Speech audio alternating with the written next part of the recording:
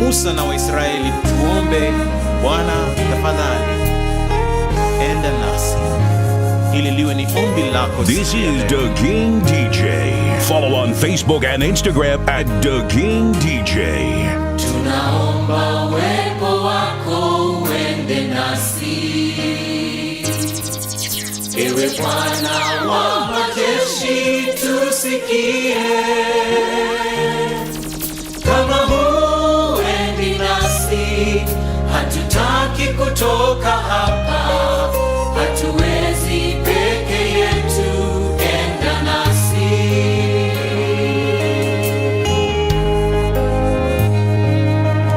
Tuatua shingo ngumu, tusamehe, hatufai mbele zako, turehemu. Tusafishe Baba, tuonyeshe uso wako, twahitaji neema yako, enda nasi.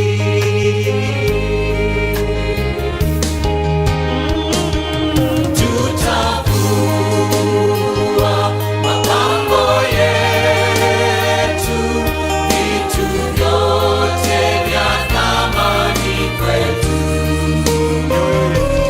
Mioyo yetu twaleta mbele zako, tutakase na utembee nasi.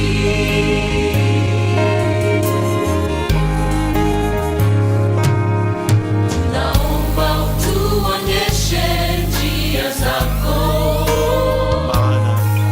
kwa maana umetuita kwa jina lako. Twalilia e Bwana, utukufu na uso wako, bila wewe tutashindwa, enda nasi.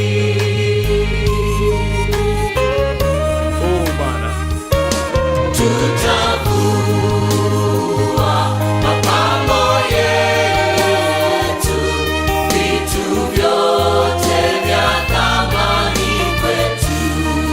Karibuni. Mulungu ni mwega. Emagita monde kandukie nafasi yenu kukukaribisha family ya Samuel Muriungi, my father Reaga, na my mom Ruth Karimi. Na ninafurahi sana kwa sababu mmekuja kwa wingi. Tuko na familia ya Human Rights Watch ambapo Agnes alifanya kazi na walikuwa wanampenda sana, na wametusaidia sana katika hii safari ya kuonjeka kwa Agnes. Niko na familia yangu ya Tharaka University, naona kuna 4 council members hapa. Nimefurahi sana. Tuko na Professor Joka, my mentor, Honorable Pato Engara, Mheshimiwa Mburi Muiru, majirani wangu wa Erunduni ambao napenda sana. Sisters wangu wako hapo. Unajua mimi nimezaliwa kama kijana na wasichana 3. Sasa mmoja ameenda, na huzunika sana. Huyo msichana ambaye ameenda ndiye ananifuata. Na nataka kuongea saa hii because mimi nikiongea sitaongea tena. Huyo msichana alikuwa anapenda watoto wetu wote. Ungeenda kwake Nairobi unapata watoto wetu hata walipotelea huko, anawapikia, anawafanyia kila kitu. Pia huyo msichana ndiye alikuwa kwanza kwenda South Africa kusoma. Wakati alienda huko, alimtafutia nafasi na bibi yangu Kolomba, tukaenda kusoma South Africa. Kama sio msichana leo singekuwa BC University. Kwa hivyo niko na huzuni mwingi sana. So tumeacha watatu kwa familia yetu, mimi na wasichana 2. Na mimi pia niko na watoto wawili. Nafikiri watu wanapaswa kuzaana zaidi. Hii imenifundisha si vizuri kuwa na watoto nini wachache. Nikimalizia, nataka kusema dada yangu alipenda masomo. Sisi watu wa Erunduni, wa Tharaka Nithi, tupeleke watoto shule because ndio wataweza kujisaidia katika maisha. Nataka kuambia kila mtu, ile university ambayo tulianzisha na Profesa Njoka akatusupport sana, na wanasiasa wengi wakatusupport kama CS wetu Kithure Kindiki. Hatuna institution kubwa Tharaka kama Tharaka University. Hiyo university tuisupport. Tukiipoteza kama community, tutawachwa bila kitu. Dada yetu Agnes tulimpenda, lakini Mungu alimpenda zaidi. Alipenda masomo, alikuwa na connections. Mimi hata nikiwa BC sikuwa na connections kama Agnes.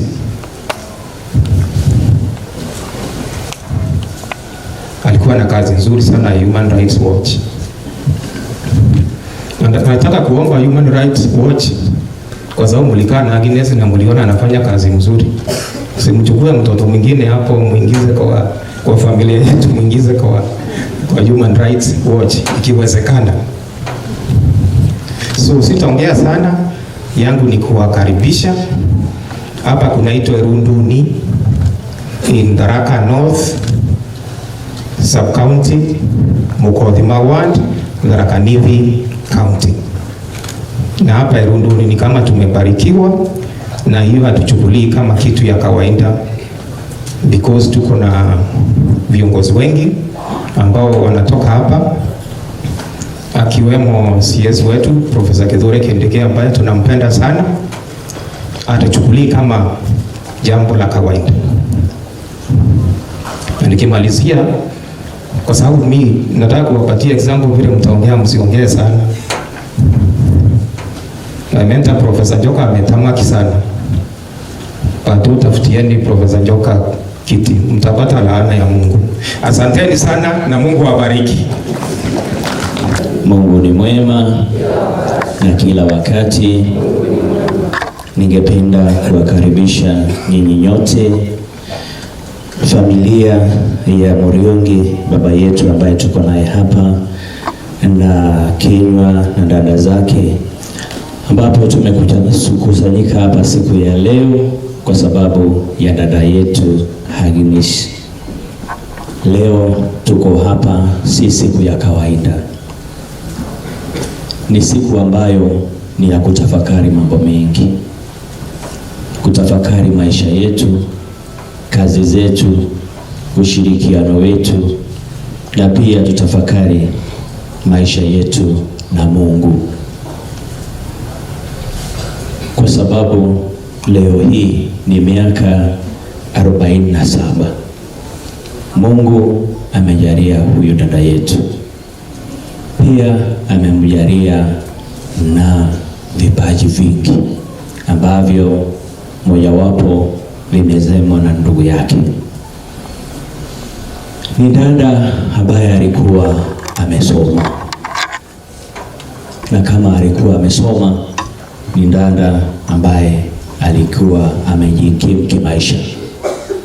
Pia ni dada hakuwa maskini, ni dada alikuwa na vitu vyake.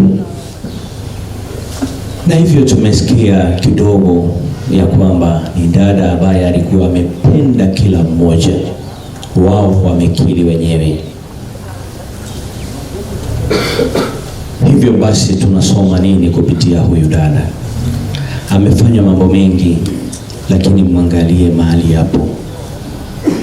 Huyu dada yetu Agnes, daktari kabisa, hajabeba kitu chochote, hakuna kitu ako nacho. Hivyo kazi yake njema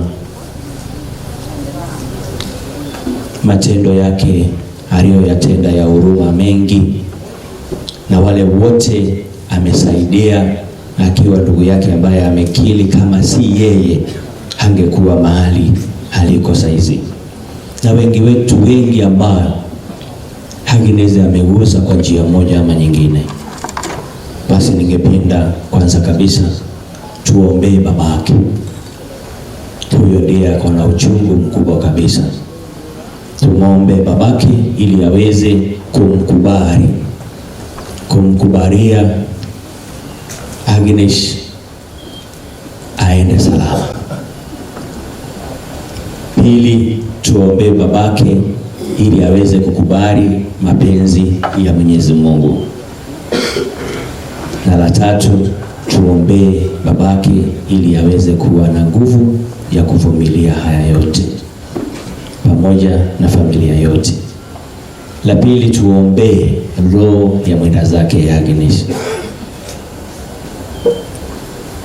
Tumwombe Mungu kwa sababu ni yeye mwenyewe kwa hiari yake amemchukua, ili aweze kuweka roho yake mahali pema. Na mwisho kabisa tujiombee sisi wenyewe.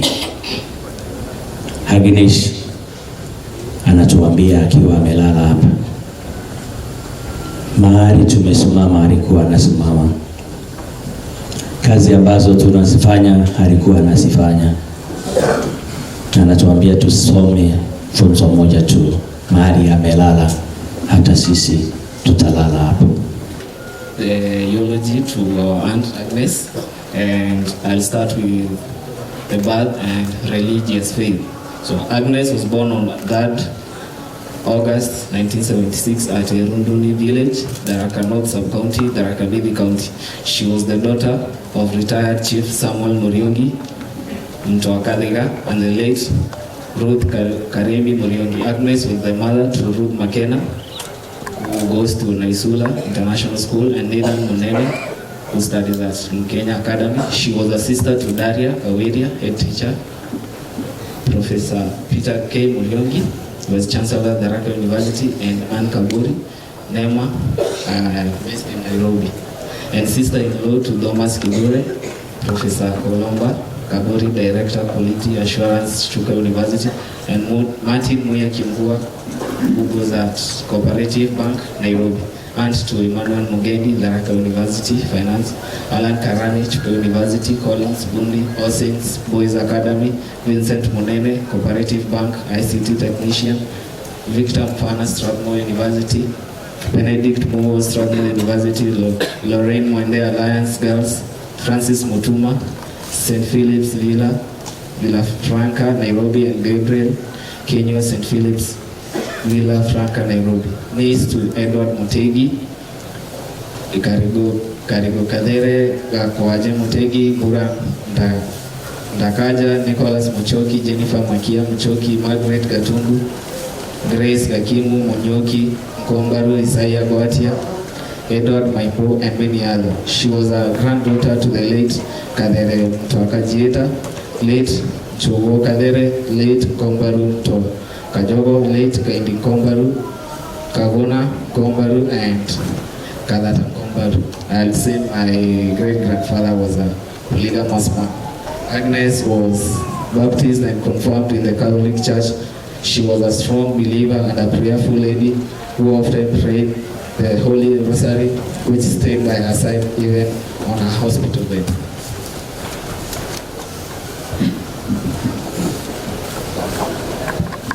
For education and background and our work, we were here when the event was starting. My father said that Agnes loved education and also she loved people. You can see it in her eulogy. According to the work that she did, she worked at Human Rights, and her work was about getting justice for those who are not able to. So for the educational background, Dr. Agnes attended Irundula Primary School before proceeding to Majeri Girls for her upper primary and secondary education. She passed her KCSE successfully and joined Moi University for undergraduate studies in 1996, where she graduated with a Bachelor of Education in Arts in 2000 when I was born. Agnes later registered her postgraduate studies at the University of Witwatersrand and graduated with Masters of Arts in Literature in 2002 and Doctor of Philosophy in Literature in 2005. For her work, after completing her PhD, Agnes worked at Gender Link South Africa. Afterwards, she relocated to Kenya and worked with Human Rights Watch till her demise.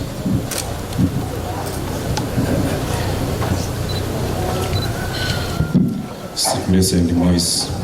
So Dr. Agnes started ailing in January 2022. She was treated severally at Nairobi Hospital and twice in India. She bore the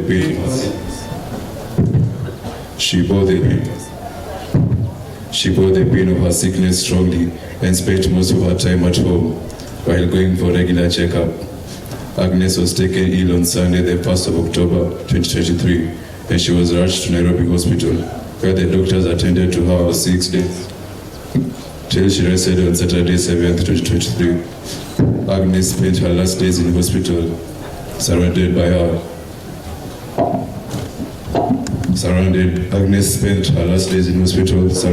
family members. So Agnes, we all loved you jolly and love-friendly nature. We shall miss your laughter and sweet smile. We thank God for the time we spent with you on earth. So rest in eternal peace till we meet again. Thank you.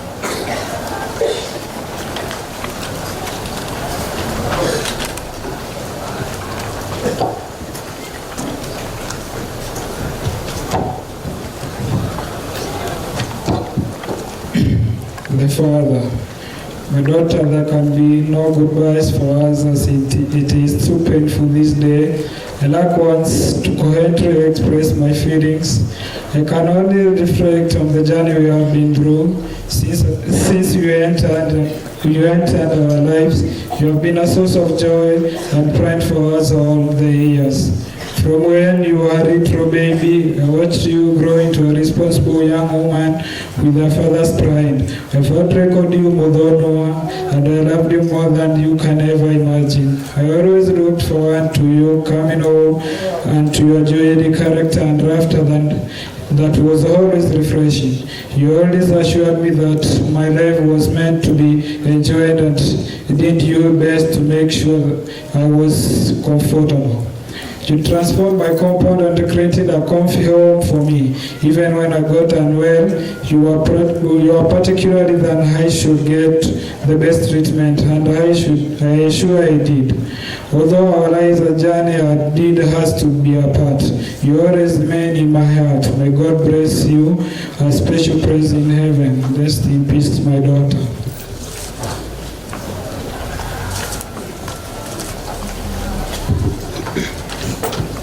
Going to the nieces on page 8. In loving memory of our dear Aunt Agnes, known as Mama. Mama, you are a beacon of light in our lives. Your love was always comforting and ever present. Your understanding nature was a testament to your wisdom. You always knew what to say to make everything better. Your support was unwavering. You were there for us in times of joy and sorrow. Your strength was our pillar. Your assertiveness was admirable. You stood your ground, but always with respect and dignity. You were the epitome of organization. Everything had its place, and every place had its theme. You taught us the importance of order and discipline in life. But above all, your love for nature was infectious. You found joy in the rustling leaves and the blooming flowers. You taught us to respect and cherish our environment, to see the beauty in every sunrise and sunset. I think all of you should visit our home. It has very many flowers and you'll enjoy it.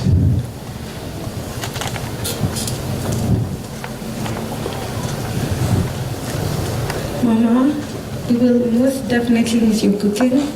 Your mashed potatoes are the best, and your cooking brought us together. We will truly miss that. We will miss all the happy birthday messages we used to get from you. They were heartwarming, and they made our birthdays so perfect. It will be great. It will be a great miss in our lives. But we know in heaven you'll be wishing us all.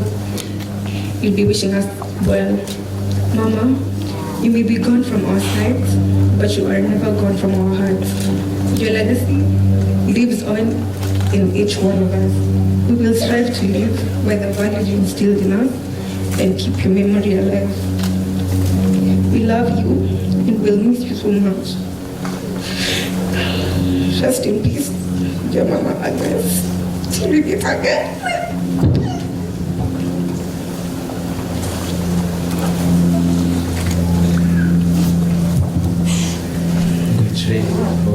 Isaiah, Ndige, Mom, you loved me more than I loved you. Maybe you challenged me when need arose. You guided me, and among the many positive things you did to me, you gave me a Bible. May our living God bless your children and receive the Spirit in His throne. Amen. Tom's tribute. Sister Agnes, we became close since 1997. Our sister-in-law and a life changer, for you changed everything that you touched. You had a touch of beauty in every aspect of your life, from homemaking to cleaning places with genuineness. Your presence gave those around you warmth. I believe you're in a good place, and your good deeds are going to illuminate heaven with the same measure. My family can tell it all from what you have been to them, for you made endless stopovers on your way to spend time with them. You are a great sibling to all of us, and we shall miss you. We shall miss your presence greatly. Rest in peace, dear sister. Martin's tribute. Sister Agnes, you have been my friend since I first met you in 1996 at Moi University, not knowing that you are to be my sister-in-law. Your commitment in attending daily mass, your devotion to our Mother Mary and novena prayer strengthened our faith. Our family and your family have been like one family. The weekends when you are not at your residence, you were at our residence. Rest in peace, Dada. Let's all turn to page 7.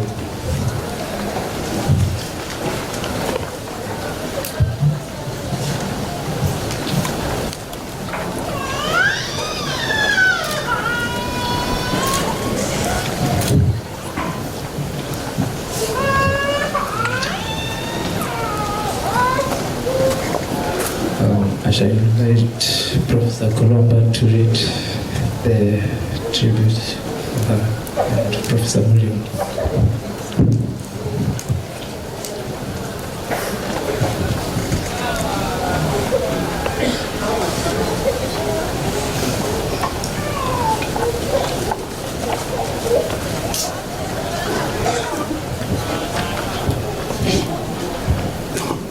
Ndige, we knew you were unwell, but we had never thought you would leave us that soon.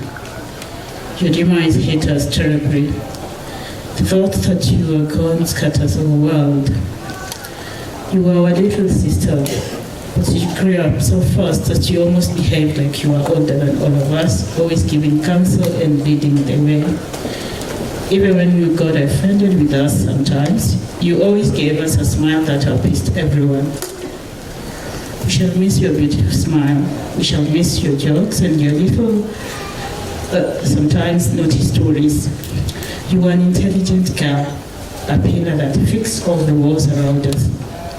Your concern for the wellness of all the family members is what we will forever remember. You shepherded all of us, including our own children. We will forever cherish your love for our sons and the way you treated them like your own children. We are grateful to God for giving us time to speak to you closely during your last days. You put a strong fight and smiled even when you were in great pain. God saw it fit to ease your pain, and He called you to His kingdom. We know you loved us with all your heart. We loved you too. We still love you. But God loved you more. Heaven needed an angel, and the one God picked was you. Rest in eternal peace, our baby sister, till we meet at God's feet.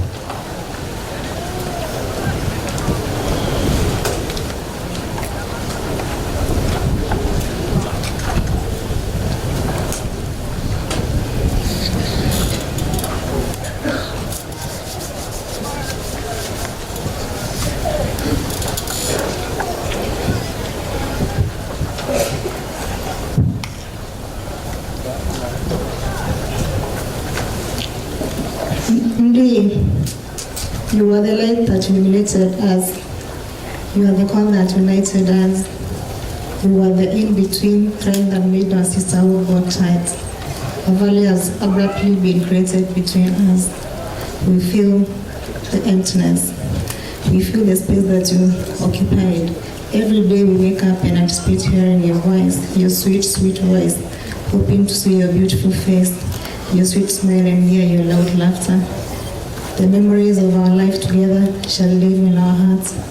From when we were young, we ensured we were united. From working in the farm to working at home and everything else that we did. Even when we grew up and became mothers, we made sure that our children felt at home in your house, as we treated all of them like your own. Your sickness was a great shock to us, but you kept your resolve to live on and made us strong. You bore the pain of disease bravely to the last day. Right now, we are not able to cope with your absence. The silence is too loud to bear, but we are comforted in the fact that we know and believe that you are with God. Your strong belief was admirable. Students are about praying the rosary even on your deathbed. May the angels rejoice with you in heaven. D, we love you.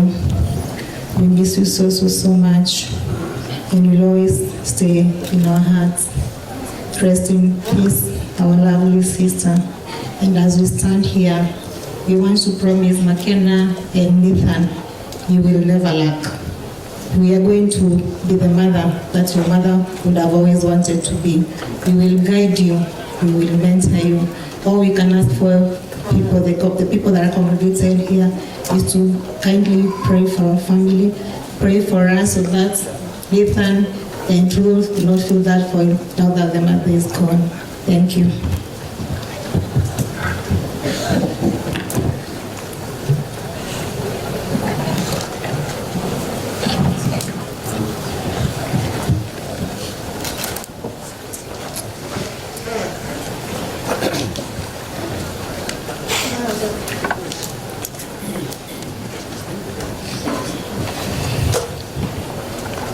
Our mother was an amazing friend, a wonderful daughter, a caring aunt, a loving sister, but most of all, she was the best mother my sister and I could ever ask for. The most keen, quick-witted woman I've ever met. One conversation with my mother would leave you wanting more. She was a woman who tenaciously loved those around her, and a woman who constantly made those around her smile and laugh. She was one who definitely lived her life to the fullest. We've come here today to celebrate one of the most beautiful souls, rested in eternal peace. We love you, Mom.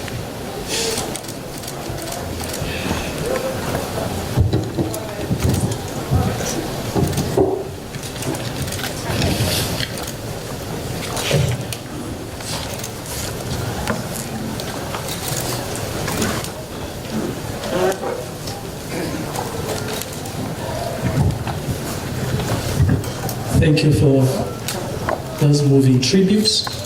That I can see we're not yet done with the tributes. We have two remaining. We have tribute from the employer, Human Rights Watch, and also tribute from Nancy Muthoni Kabete, our friend. Kindly, Human Rights Watch, you can come forward.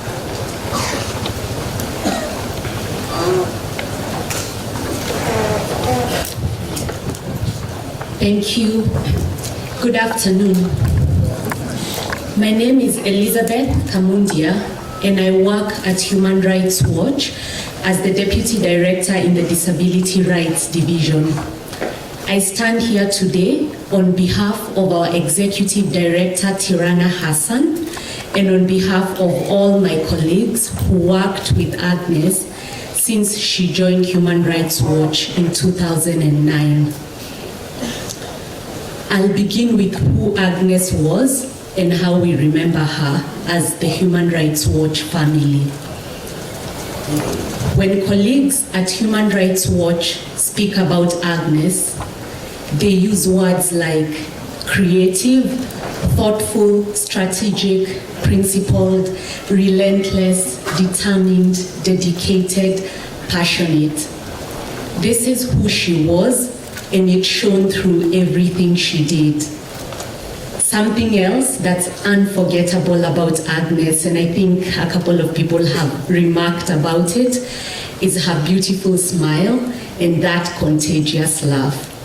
Colleagues remember Agnes as someone who kept her optimism and her sense of humor through the ups and downs of often heartbreaking human rights work. I'll move now to what Agnes gave to Human Rights Watch and indeed what she gave to the world. We will remember Agnes for how she lived her life, fighting for a better future for women and girls across sub-Saharan Africa, even long before she joined the Human Rights Watch family in 2009. She was impactful in her research and her advocacy, and there are lives of many women and girls on this continent that are better because Agnes did her part.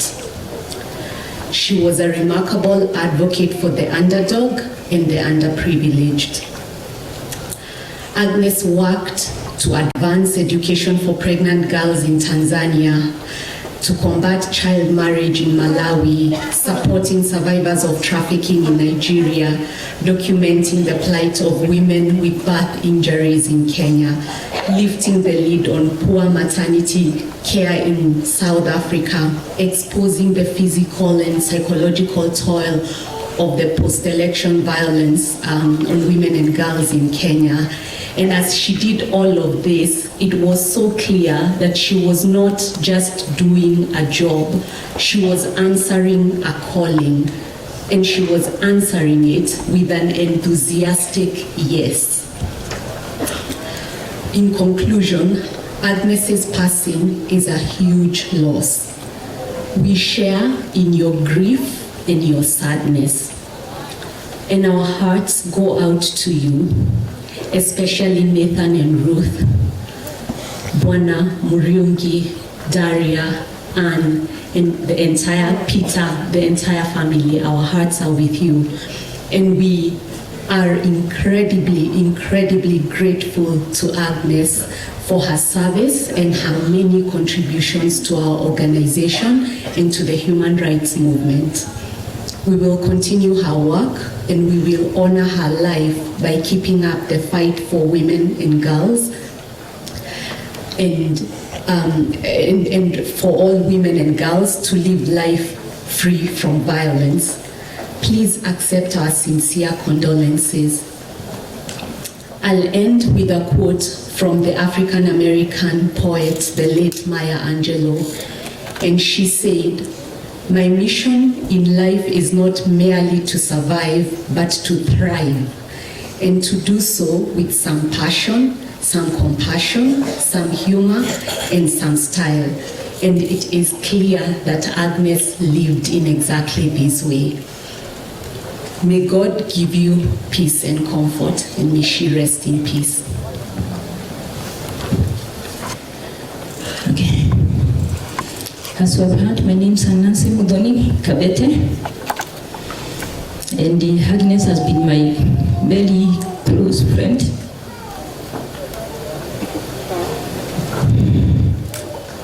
In fact, I've known Agnes for more than 40 years as a friend. So I've worked with Agnes until our last day.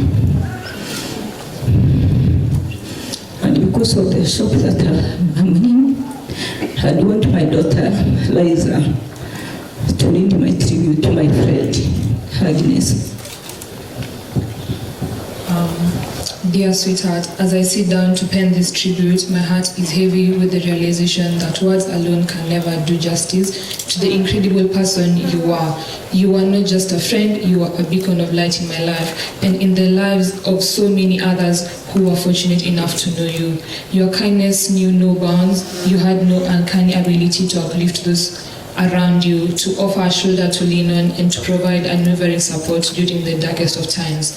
You were the embodiment and empathy and compassion, and your genuine concern of others was palpable. Your sense of humor was infectious. I can't count the number of times you made me laugh until I cried with your witty remarks and playful spirit. You were unparalleled knack for finding humor in the most mundane situations, and you taught us the importance of not taking life too seriously.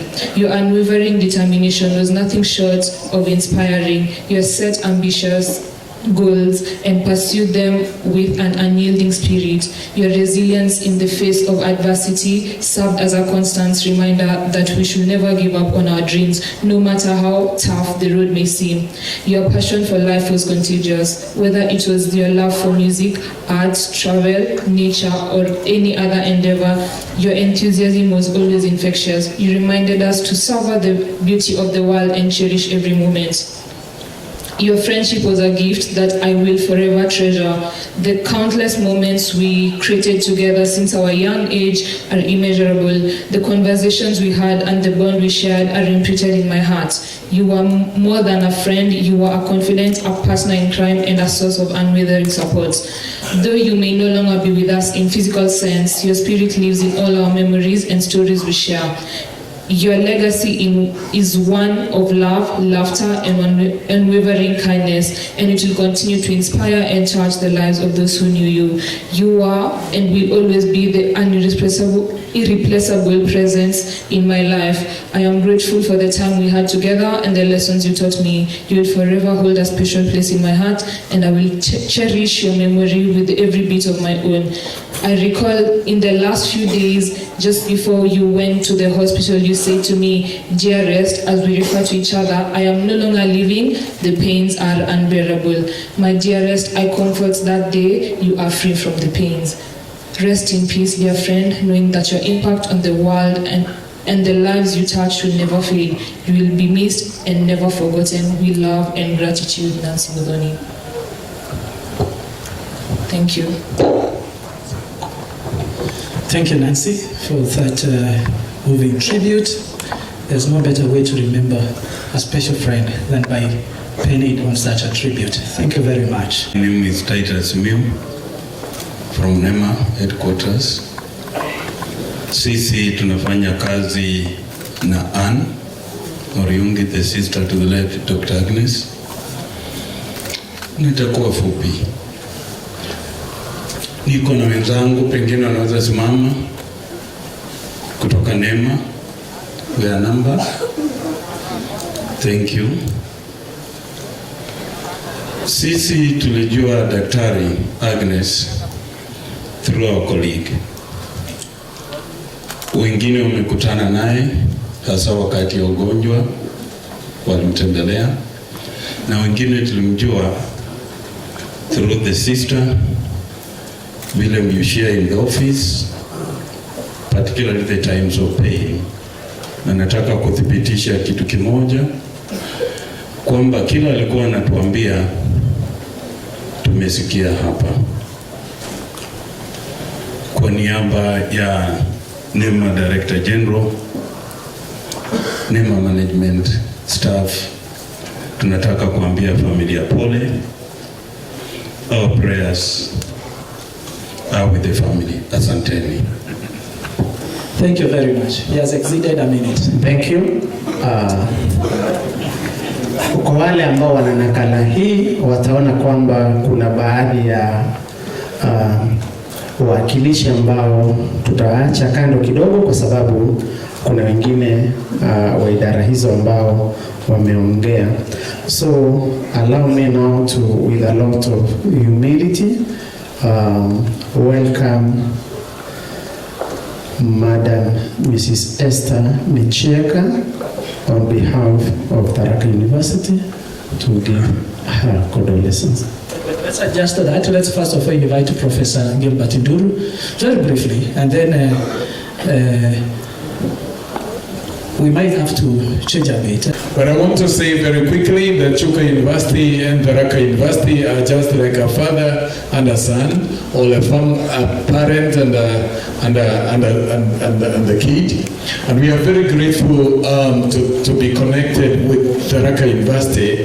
And especially we are here at Chuka University because of our brother, through our brother Professor Muriongi and his wife, Professor Koromba, who we share very close working relationship with. So we would want to say the family of Samuel Muriongi, poleni sana. I want also to say apology that my Vice Chancellor, Professor Motembei Mtoikigo, would have wanted to be here, but he is away in Mombasa. That is why he is not here in person. Kindly, Chuka University, quickly, we have 1 minute. Can you stand up wherever we are? We say pole to this family. Chuka University, start. Tushasimama prof. No, si waoni. Yeah, wako huko ni wengi. Wako huko. Okay, muna wave. Yes. Okay. Tunasema pole sana. We are here to celebrate a great lady. And with that, having been given the opportunity, I will invite my colleagues to introduce themselves. You hear the lady's voice as we mourn and pray for the family, and I'll go ahead and invite our chair. Mumekubali? Asante. God is good all the time. My name is Grace Kamasara, and I'm a member of the Council, Tharaka University. I know I should have less than half a minute. May I say that to the family, please read Isaiah 57, verse 1 and 2. I'll paraphrase. It says, "The righteous perish, no one takes note. They do not understand that they are taken away from the evils of the world." Could you read that in the end? It will comfort you that our sister Agnes has been taken away from the evils of the world, including the unbearable pain she was going through. Asanteni. Good afternoon. I am Isabel Joy Ocheng, also a member of Tharaka University Council. To the family, pole, may the Lord provide strength and comfort during this difficult period and always. Bwana Yesu asifiwe. My name is Joshua Kirib Mungania. I'm also a council member at Tharaka University. Muriongi and the family, poleni sana. We are together in this. We were shocked. Bwana asifiwe. Good afternoon. I apologize, I came a bit late. We had another funeral that I had to be a part of and other exigencies. But I'll be very brief because I know we have already passed our minute. On behalf of the council, these are some of the members, there are others who could not be here. We come because of the life of both the late Agnes but also her brother, Professor Peter Muriongi. We are very honored to be able to work with him. And as you can see, we didn't have to be here. We chose to be here because of the kind of relationships that have been nurtured. I'll just be very brief to say that our prayer, of course, is for the comfort for the family, but also that the passing on of a loved one will be a reminder to all of us that life is transient. And all of us need to keep our accounts short, isn't it? So that we know where we would go when that time comes for all of us. So may God comfort you. May the Lord use this opportunity to also help us reflect on our own lives. We also, of course, have the wider community of Tharaka University the management and the various levels of leadership, allow me to request the whole of the Tharaka University community just to stand up, because I know that there are many who have also escorted Prof. Muriungi, who is our Vice Chancellor. Kindly, Tharaka University community, wherever you are. I can see the Deputy Vice Chancellor there, one of the Deputy Vice Chancellors, and other deans and other leaders, as well as the rest of the staff. You can see, Professor, we have come to escort you in a big way. And also to the rest of the family, poleni sana, Mungu awafariji, na Bwana awabariki sana. Asante. It's good. God is good again all the time. Asante sana. Ni mimi ninaitwa Erastus Njoka. Nitazungumza kwa Kiswahili kwa sababu itaeleka na watu wote. Ningetaka kusema ya kwamba leo ni siku kuu kabisa, wakati tumekuja kusindikiza our sister here. Mbele ningetaka kuambia wazee wa Ndige wasimame, kwa sababu ni mimi patron wao kutoka Doshi mpaka Ntonyeri. Hebu simameni pale mko. Wako upo kila mahali, hata mheshimiwa Pato, hata wewe ni wa Ndige. Asante sana, mnaweza mkaketi. Thank you. Ningetaka kwanza kusema ya kwamba nimekuja hapa kumzika huyu dada kwa sababu tumefanya kazi nyingi sana na brother wake. Tulianza University ya Tharaka na brother yake. Ninakumbuka wakati mmoja, wakati yeye na Professor Kindiki walikuja kwa nyumba yangu huko Chuka, tukasema ya kwamba ni vizuri huku kuwe na university.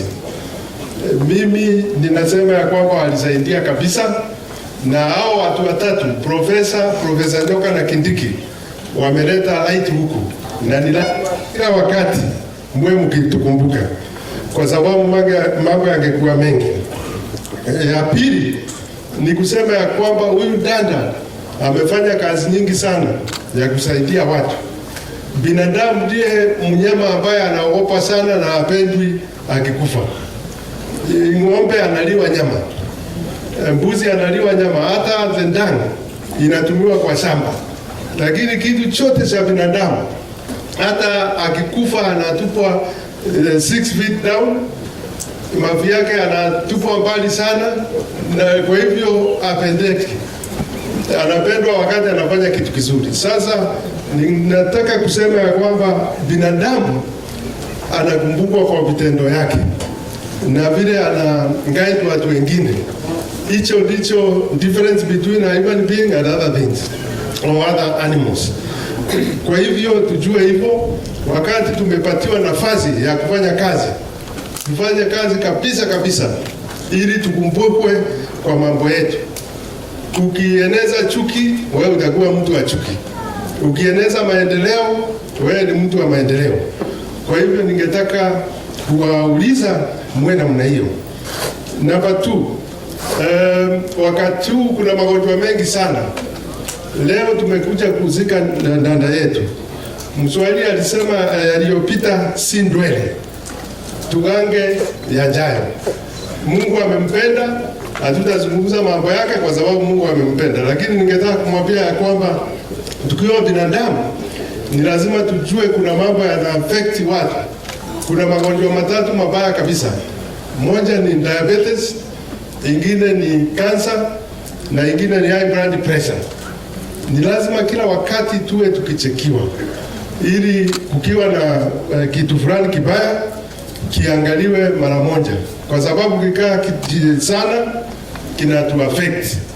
Ya tatu, ningetaka kusema asante kwa watu wa Mkodhima kwa sababu wanapenda masomo. Kila mtu katika hii county na Kenya yote, ningetaka tuige mtindo wa watu wa Mkodhima. Wana ile inaitwa diploma disease. Na diploma disease ni nini? Kama mtu alipata certificate, anajaribu kupata diploma. Akiwa na diploma anataka kupata degree, na akitaka kupata degree PhD, kama vile dada yetu alifanya. Hebu sote tuige hivyo, kwa sababu tutagawa mali ya taifa hii yetu na ulimwengu wote through education, na tutafaidika. The last one ningetaka kusema kwa lugha yetu, niseme nilisimama Ndige gavana na ndatwikire ngavana na nimenda kuga ntathura nundu andu nimageragia makaremo kana timu lakini kuria kuri ndaugire bara mathurirwe no nginya tumasapoti na mwengwe naugwa ni muntu wa Njuri Ncheke igendanagia na thirikari iria iriho koguo profesa utikaberwe mundu twa thirikari ni wa thirikari kati na nimenda kuga ajumbe metu awangabana na kila mtu endere kurutha wega na nimbuga wanona tatuika ngabana baria makagaia nibo nkambiriria begere athira nibo nkambiriria kenda ndikie mawira makwa kuri water project ya Nkondi na ari kwambiriria ni aurire yethwete ndikie twaganga ukakurikia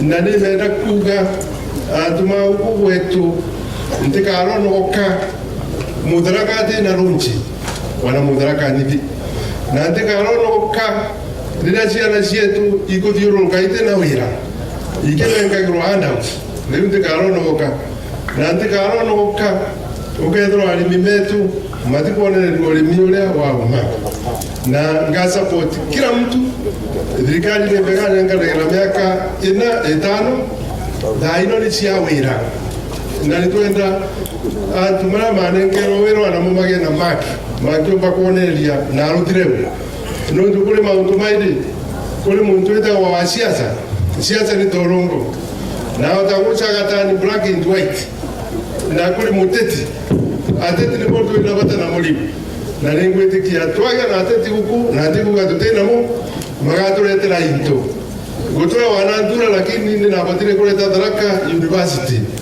gutoa wanandura lakini naletire chuka na maundu mengi muno na twabanda miti in the county riu ni twenda lesto na wira munene ngai aro muratuma asante sana na tukendelea kusupport family ya bwana Muriungi ex chief watabula turamesupportaka nuntu ni matutethetie as a country mzee ole ne athomithirie ciana atenke athomithirie Agnes ate impacted tabura impacted na mzee ole ne athomithirie professor Muriungi atenke amuthomithirie no akwetherwa akiriungana ng'ombe lakini today mwethe vice chancellor wa big university na nimenda kuga university ya Tharaka etwikite number 2 in the whole country for several times tundu munene anwetho ani mathiko tumulingalingira nombe.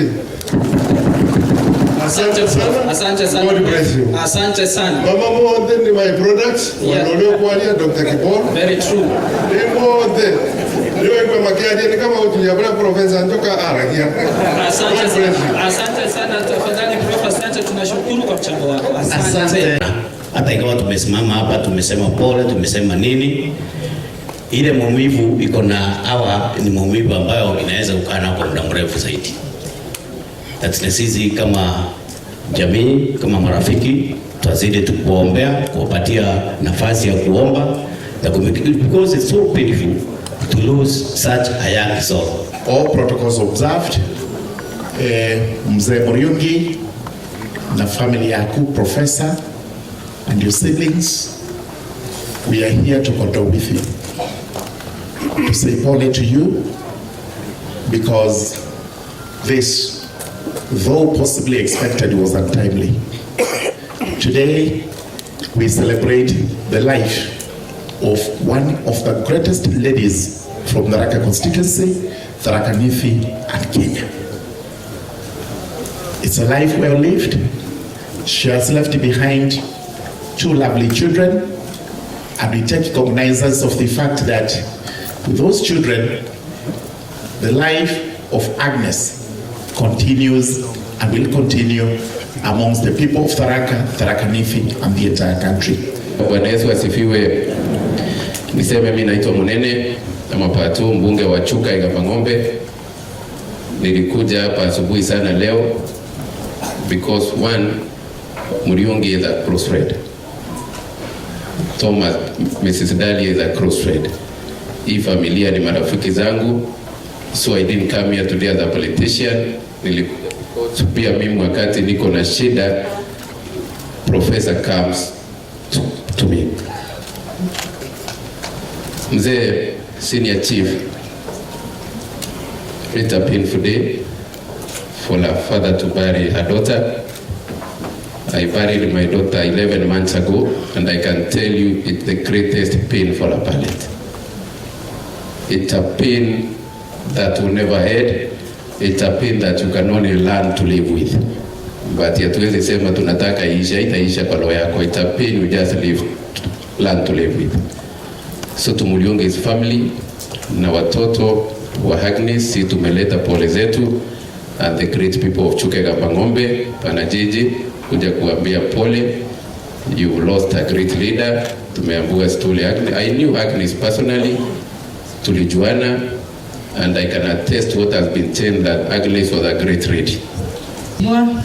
Kwa heshima kubwa sana ya familia hii ya ex-chief Mr. Muriungi, kanisa lote likiongozwa na Father Dean, Father Mwiti wa Catholic, Tharaka Dinari, waheshimiwa wote ambao wako hapa, viongozi wote na wananchi watukufu, hamjambo. Bwana Yesu asifiwe. My name is Susan Guge wa Mwindu, Umara, Tharaka Nithi County. Niko hapa siku ya leo sababu tu ya kufariji familia ya Mr. Muriungi, na sana sana Professor Muriungi ambaye amekuwa rafiki yangu.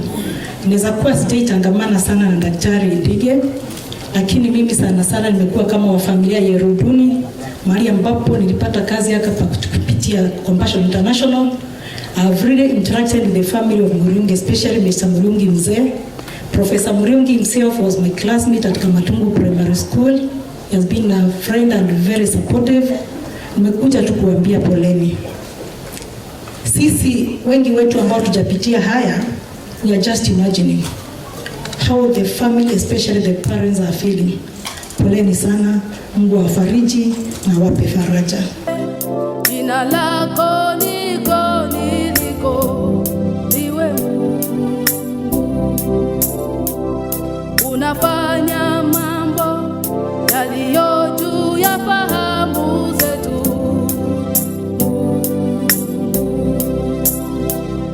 Ukisema ndio, nani awezaye kupinga?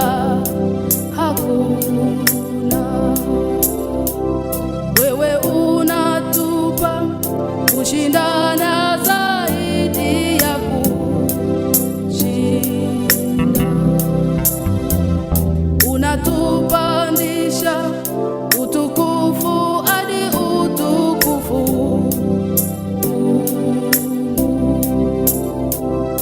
Umesema